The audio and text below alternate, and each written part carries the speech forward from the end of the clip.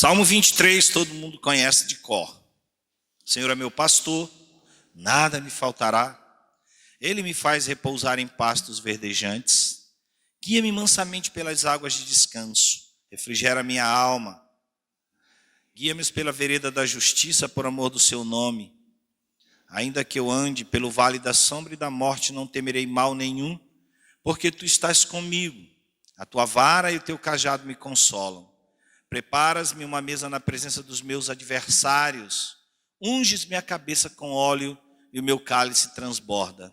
Certamente bondade e misericórdia me seguirão todos os dias da minha vida e habitarei na casa do Senhor para sempre. Mantenha sua Bíblia aberta no Salmo 23. O Salmo 23, meus irmãos e minhas irmãs, é a confissão de uma ovelha. Existem outros salmos que são orações.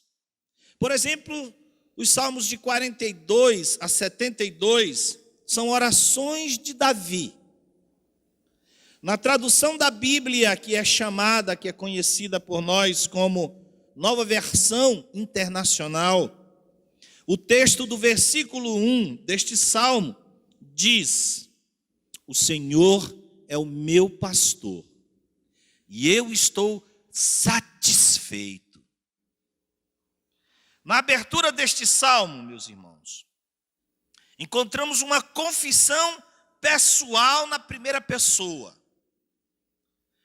Essa confissão é uma confissão de alguém que encontrou um ponto de satisfação em Deus. É isso que cria todo o cenário para descrever o que o salmo vai tratar. Aqui neste salmo, conforme disse João Calvino em seu comentário, há uma expressão de gratidão. Davi, quando escrevia este salmo aqui, ele desfrutava de paz e desfrutava de conforto no seu reinado. E não há nada em que mais facilmente a gente cai do que quando nós estamos em paz, em sossego, cair em esquecer Deus. Nós somos muitas vezes levados a esquecer a Deus quando nós estamos em paz e em conforto. Essa é uma realidade para todas as pessoas. Esse salmo ele fala de três coisas. Ele não fala somente de ovelha e não fala também somente de pastor. A relação ovelha e pastor vai até o versículo 4. E a partir daí, a partir desse versículo 4, o cenário muda. Já não se vislumbra mais a ovelha, mas é uma mesa posta, é um banquete preparado. Tem um cálice que transborda também. E nessa mudança de cenário, já não é mais a cena da ovelha e do pastor, mas de um anfitrião, recebendo alguém para um banquete. No versículo 6, novamente há uma mudança. O cenário muda de novo. Já não há mais a ovelha, já não há mais o pastor, já não há mais o banquete, já não há mais o cálice transbordante. Mas a cena agora é de alguém adentrando na casa do Senhor. Habitarei na casa do Senhor para todo sempre. Então o Salmo 23 nos apresenta essas três cenas que eu gostaria de mostrar, eu quero mostrar agora à noite para os irmãos. Eu quero falar dessas três cenas, meus irmãos. A primeira cena que nós vemos aqui nesse salmo, o Senhor é o meu pastor e nada me faltará, versículo 1. É uma simples afirmação, mas para algumas pessoas é uma afirmação muito difícil. O Senhor é o meu pastor e nada me faltará. Quando chega a metade do mês e as coisas faltam em casa, algumas pessoas costumam dizer, ou o Senhor não é o meu pastor e eu estou enganado com isso, ou Ele é e não está cuidando direito de mim, porque as coisas estão escasseando aqui em casa. Falta saúde, falta tempo, falta dinheiro, faltam os recursos, porque esse salmo diz que o Senhor é meu pastor e nada me faltará. Talvez não faltasse nada para o salmista, talvez não faltasse nada para as pessoas lá do tempo do salmista, mas e hoje? No ano 2015, no mês de julho, e hoje, irmãos? Será que é do mesmo jeito, é do mesmo modo? O que esse salmo na realidade está dizendo que não falta? Nosso país entrou num problema muito sério.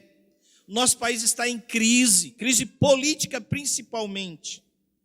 E a crise política em que nós nos encontramos, olhando para frente, nós não vislumbramos nada de bom para os próximos meses e talvez para os próximos anos. Mas o salmo está dizendo: o Senhor é o meu pastor e nada me faltará. O que na verdade esse salmo está dizendo que não nos falta. Irmãos, se nós observarmos o versículo 2, nós vemos que a primeira coisa que o salmo diz que não nos faltaria era descanso. Ele me faz repousar em pastos verdejantes. Eu quero enfatizar aqui a palavra repousar. É de importância vital, meus amados irmãos, para o cristão, para o crente, o descanso. O texto fala de forma imperiosa que o Senhor faz o salmista descansar. Se todos pudessem ler o texto deste salmo em hebraico, como ele foi escrito, veriam que o texto está no intensivo. É algo que alguém impõe sobre o outro. Ou seja, Deus nos impõe um descanso. Isto porque, irmãos, muitas pessoas ainda não entenderam o que é encontrar descanso no Senhor, o que é encontrar descanso em Deus. Pois em nossos dias, em nossas igrejas, há pessoas que não aprenderam o valor e nem como encontrar descanso em Deus. Em Ezequiel, no capítulo 34, dos versículos 15 até o versículo 22, o texto diz que as ovelhas, elas não são tão dóceis quanto nós pensamos. Quer ver? Vamos ler o texto. A gente às vezes tende, as crianças gostam das ovelhas tão dóceis, tão bonitinhas, mas o texto de Ezequiel, capítulo 34, ele diz que não é bem assim. Diz assim o texto: eu mesmo apacentarei as minhas ovelhas e as farei repousar, diz o Senhor. A perdida buscarei, a desgarrada tornarei a trazer, a quebrada ligarei e a enferma fortalecerei, mas a gorda e a forte destruirei, apacentá-las-ei com justiça.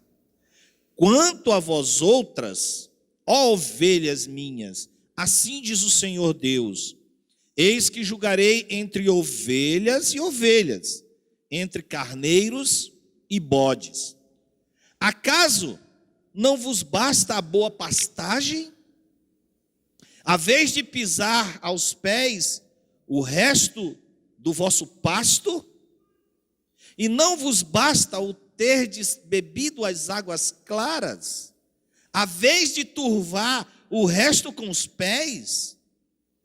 Quanto às minhas ovelhas, elas pastam o que haveis pisado com os pés, e bebem o que haveis turvado com os pés.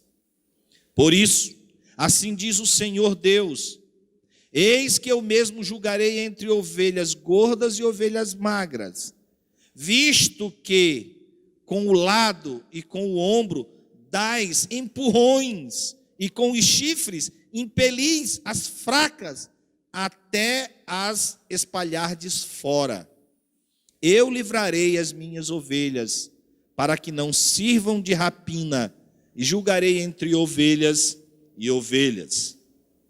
A ideia do Novo Testamento, quando fala de Cristo, que Cristo deixa as 99 ovelhas no redil, e aí ele vai em busca daquela que se desgarrou, e a gente canta isso também.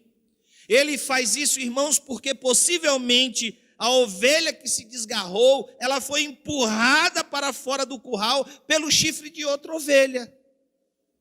Como diz Ezequiel, capítulo 34. Como é que nós aprendemos, irmãos, a deixar que Deus nos leve ao repouso? O próprio texto responde. No versículo 5 ele diz: preparas-me uma mesa. Aí a cena vai mudando. Essa cena é interessante. Ele é recebido numa mesa. Preparas-me uma mesa na presença dos meus adversários. Repare, irmãos, que é uma mesa preparada na presença dos adversários. Diz o texto também que há um cálice transbordante.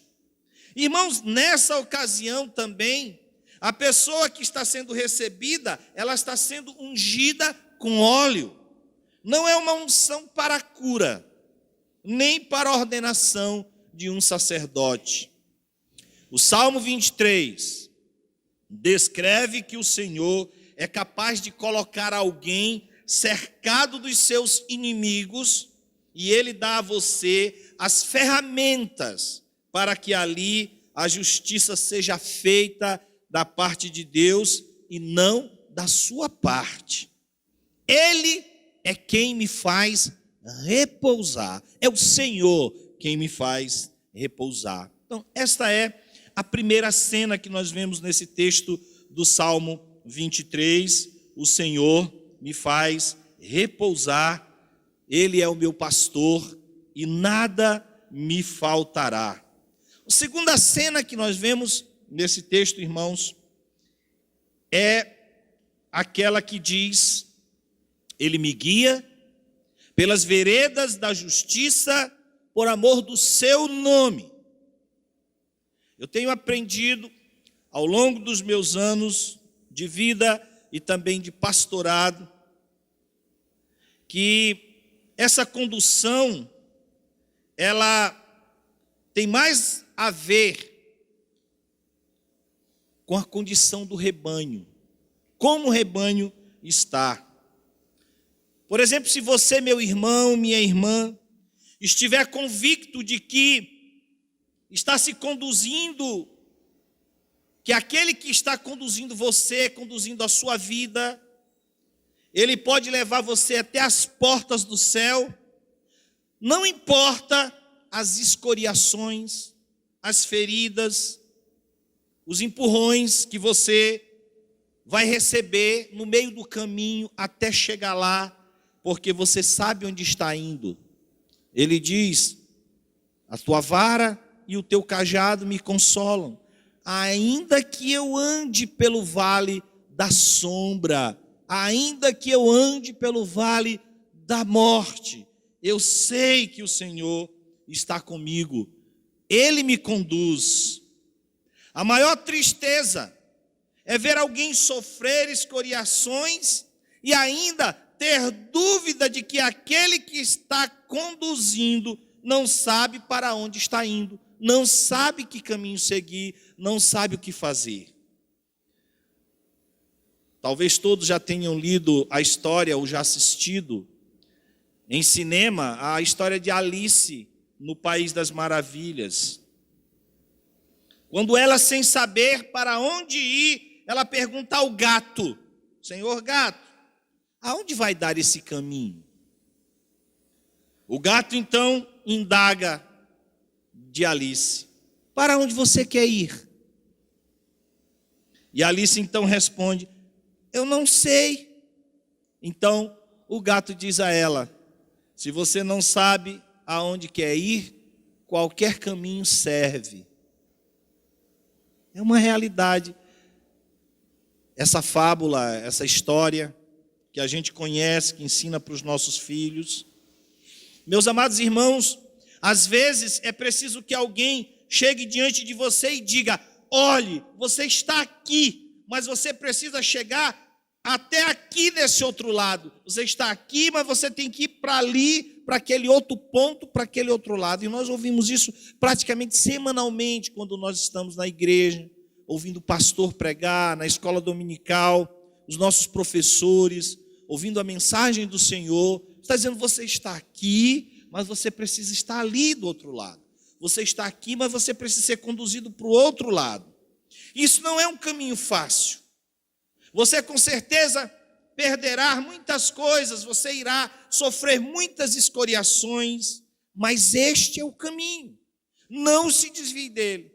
Não saia desse caminho. O pastorado tem muito mais a ver com a condução, a forma como se conduz, com o saber aonde você está indo. Como saber se aquele que está pegando a sua mão, lhe conduzindo, lhe oferecendo ajuda, ele sabe onde está indo? Como saber? É preferível ser guiado, ou é preferível sermos guiados por uma pessoa arrogante, por uma pessoa teimosa, mas que sabe onde está indo, do que ser guiado por uma pessoa tão solícita, tão querida, tão bacana, tão gente boa, mas que não tem a menor ideia de onde está indo. O salmista diz: ele me guia pelas veredas da justiça, por amor do seu nome. É o Senhor que nos guia. Em que pese qualquer tipo de contratempo que nós possamos encontrar no caminho.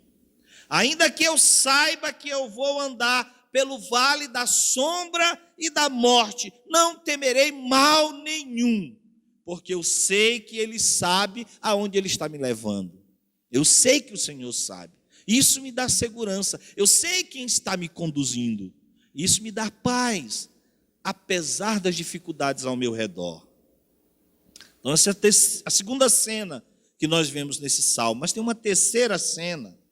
E a terceira cena está no versículo 5, onde o salmista diz: preparas-me uma mesa na presença dos meus adversários. Na verdade, o Salmo 23, ele é a continuação do Salmo 22. O Salmo 22, ele começa, e logo na sequência, quando termina o Salmo 22, começa o Salmo 23. É o Salmo que tem as palavras ditas por Jesus na cruz, o Salmo 22. Ele começa dizendo: Deus meu, por que me desamparaste? O texto do Salmo 22, ele vai descrevendo alguém que está em grande aflição.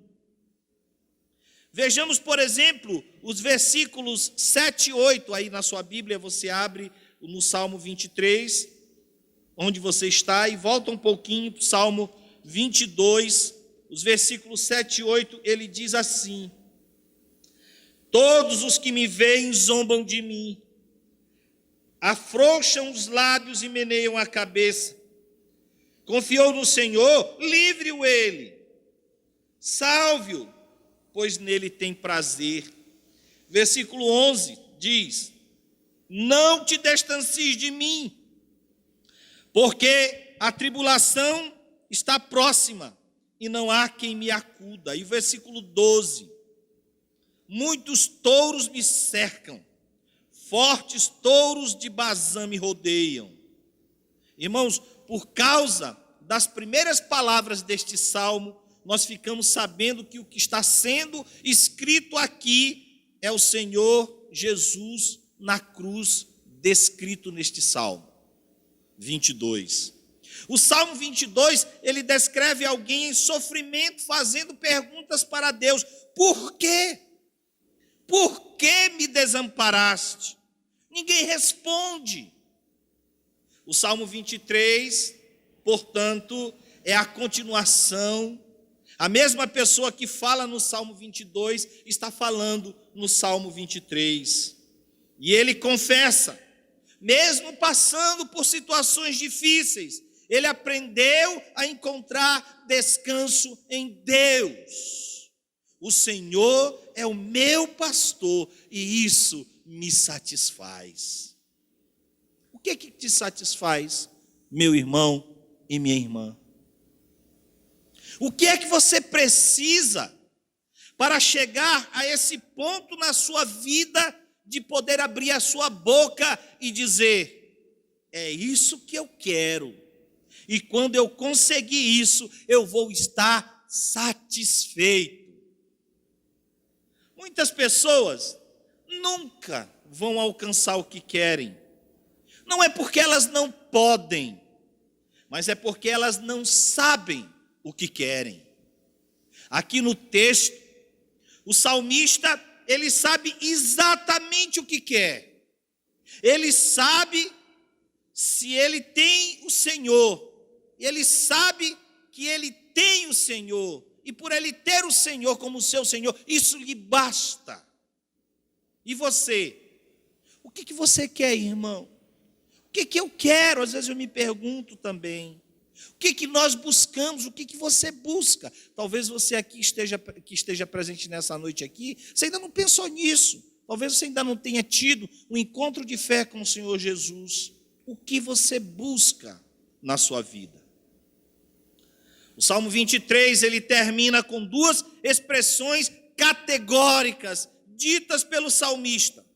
Duas coisas irão acompanhar a minha vida: a bondade e a misericórdia.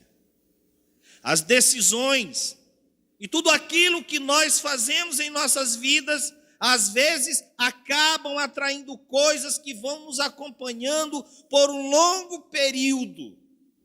Às vezes, aquilo que nós não fazemos e que nós deveríamos ter feito, também atrai coisas que acompanham as nossas vidas e vão se tornando coisas agarradas a nós, apegadas a nós.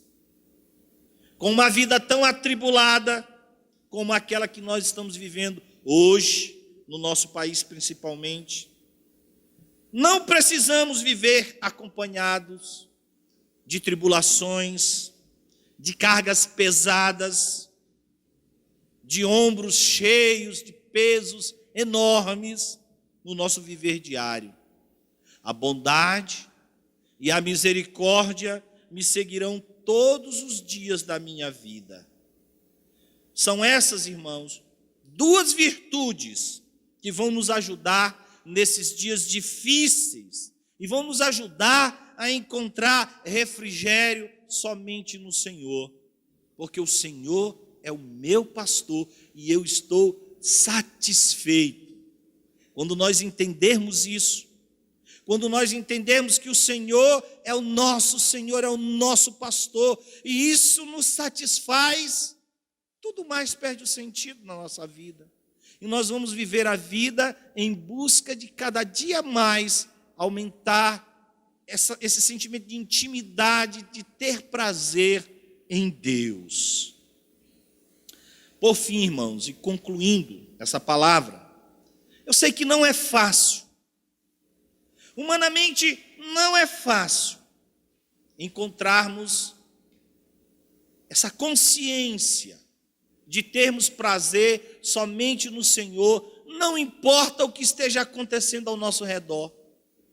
Não é fácil, mas é algo que precisamos estar certos de que aquele que se propõe a nos ajudar, ele de fato é capaz de nos ajudar. Tem muita gente se propondo a ajudar o mundo, mas a pergunta é: será que eles sabem aonde querem chegar? A proposta de Deus para nós é nos fazer repousar e descansar.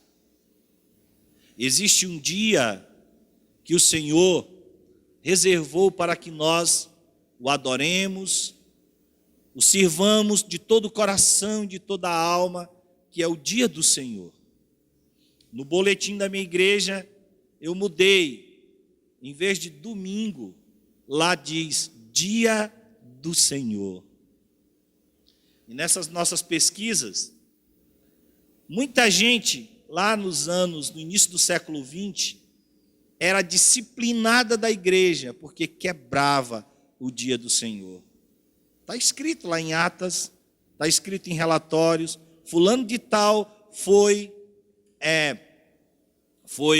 disciplinado porque quebrou o dia do Senhor. Ao invés de guardar para o seu deleite em Deus, estava fazendo outra coisa. A Confissão de Fé de Westminster, que é um dos documentos oficiais dos reformados em todo o mundo, diz, e Calvino também disse, que guardar o dia do Senhor não é legalismo, é obediência à sua palavra. O Senhor nos faz repousar e nos faz descansar. Deus quer, irmãos, que nós estabeleçamos limites para as nossas vidas. Ele sabe o que é melhor para nós. Porque viver em ativismo, correndo de um lado para outro, e às vezes não dá tempo para Deus. A minha esposa aqui presente, ela trabalhava de domingo a domingo, e isso incomodava ela demais. Como farmacêutica, trabalhando em hospital, trabalhando em outras empresas, trabalhava de domingo a domingo. Um dia ela disse assim: eu vou fazer um pacto com Deus, eu vou obedecer o que a Bíblia diz. Dai a César o que é de César, mas dai a Deus o que é de Deus. E ela decidiu isso e nunca mais ela trabalhou no dia do Senhor. O dia do Senhor é para o Senhor. E eu quero concluir, irmãos, com a leitura do Salmo 131. Abram comigo e vamos ler em uma só voz. Ele é pequeno, mas é um salmo maravilhoso para a nossa edificação. Salmo 131. Vamos lá, em uma só voz. Não sei se sua Bíblia é igual na tradução à minha, mas vamos lá. Senhor, não é soberbo o meu coração, nem altivo o meu olhar. Não ando à procura de grandes coisas, nem de coisas maravilhosas demais para mim. Pelo contrário, fiz calar e sossegar a minha alma, como a criança desmamada se aquieta nos braços de sua mãe. Como essa criança é a minha alma para comigo. Espera, ó Israel, no Senhor, desde agora e para sempre. Que Deus em Cristo nos abençoe.